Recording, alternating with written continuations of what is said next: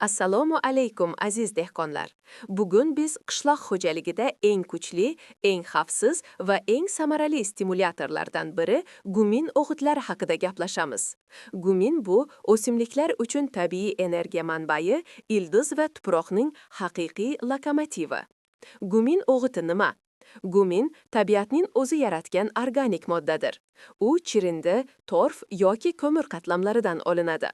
Eng muhim jihati, uning tarkibida gumin va fulvo kislotalari, aminokislotalar, mikroelementlar va tabiiy antistress moddalari mavjud. Gumin o'g'iti tuproqni jonlantiradi, o'simlikning ildiziga kuch beradi, stressni kamaytiradi va hosilni oshiradi. Guminning o'simliklarga asosiy foydalari. 1. Ildiz tizimini kuchaytiradi.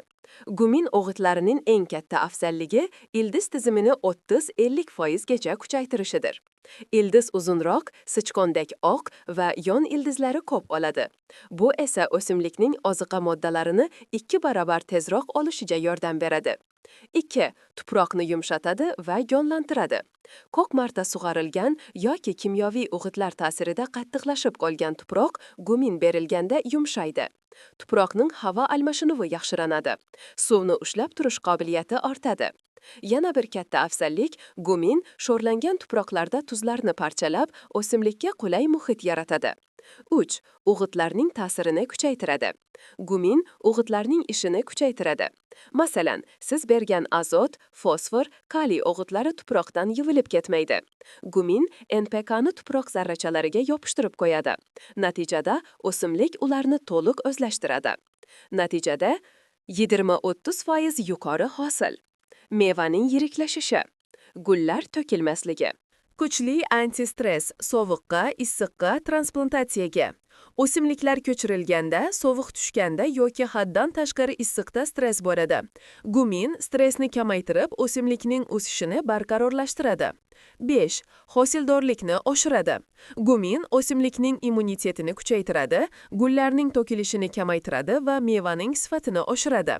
Eng muhimi, o'simlik kasalliklarga chidamli bo'ladi.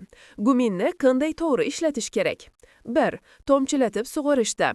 1000 litr suvga 0,5-1 litr gumin o'g'iti qo'shiladi. Haftasiga 1 marta qo'llash mumkin. 2. Bargdan purkash. 10 litr suvga 20-30 ml norma rasxodi. Ertalab yoki kechqurun purkash. 3. Ko'chat yetishtirishda. Ko'chat ildizlarini 1-2 soat gumin eritmasida ushlab gerish.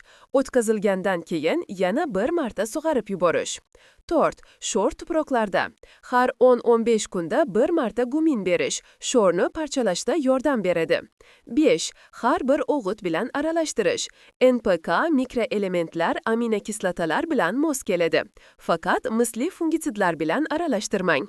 Gumin bu shunchaki o'g'it emas, balki tuproqni jonlantiruvchi va o'simlikni kuchaytiruvchi eng kuchli organik stimulyator. Agar siz guminni to'g'ri ishlatsangiz, ildiz kuchli, hosil mo'l, o'simlik esa sog'lom bo'ladi. Bu Agromaslahat Global kanali. Agar gumin bo'yicha savollaringiz bo'lsa, izohlarda qoldiring. Video yoqqan bo'lsa, obuna bo'ling va like bosing.